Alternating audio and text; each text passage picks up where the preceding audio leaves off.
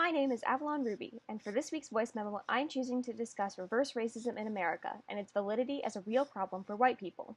Reverse racism is defined by racial minorities' discrimination against the racial majority. In this context, reverse racism is when specifically black people in America discriminate against white people. We'll delve more into that as a definition a little later. Race is defined as a group of people who have similar characteristics and are said to share a genetic bloodline. The general example of race would be skin tones, ranging from black and brown to yellow and white. However, race, while it is about similar characteristics, is not just about skin tone. For example, the textbook speaks of white being a broad range of people, like Anglo-Saxon and European. The category Asian can range from Japanese people to Indian people, who all have starkly different skin tones. So while the first concept we might think of as race is skin tone, it's not just skin tone.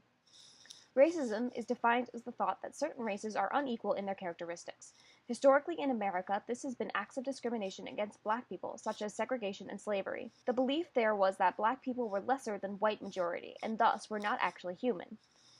In the process of unpacking reverse racism, we have to first go into a little history. As the textbook states, there has been a long history of racism that has been fluid. The first instance of racism was not just in the 18th century in America. Italians, for example, were prejudiced towards the Middle East in the boom of Orientalism in art in the 15th century.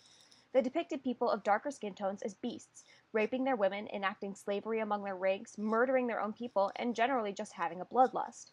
However, in Africa among the Edo people, during the Igwe ceremony of the Oba, or the king, a British representative was murdered because he was an outsider and was barred from the ceremony. In a large game of politics, the British came and burned the Oba's palace to the ground and stole all of their art, which was doubled as their written history. Some would say that this injustice the British did in stealing that art was a greater problem than the Oba killing the British representative. I would be one to agree. However, that example does bring up a thought of what is racism. Is it simply a definition, or does it span more than that?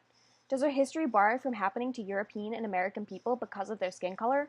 What about in situations like the Oba, or in Japan, which is a well-known xenophobic country? Does that no longer count as racism, even though, according to a PRB.org statistical study from 2014, Asia has a world population of about 7.2 billion, largely outnumbering North America and Europe combined? According to the same study, Africans also outnumber North Americans and Europe. If we're strictly using sociological definitions, then I would say that reverse racism is a viable problem in America. It would go along with ethnocentrism, or the idea that one's group is superior to another.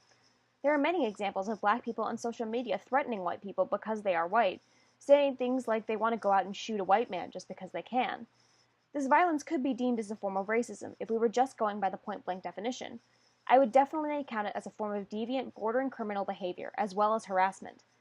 However, in my opinion, just going by definition doesn't justify reverse racism. The point-blank definition of racism doesn't account for the centuries of discrimination that black people have gone through in America and in the world. It doesn't account for the systematic oppression across the globe that has been going on since around the 14th century.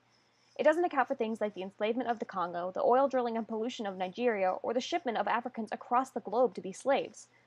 And accounting for all of that, I think the definition of racism has to require some form of systematic discrimination, which us white people in America simply do not have.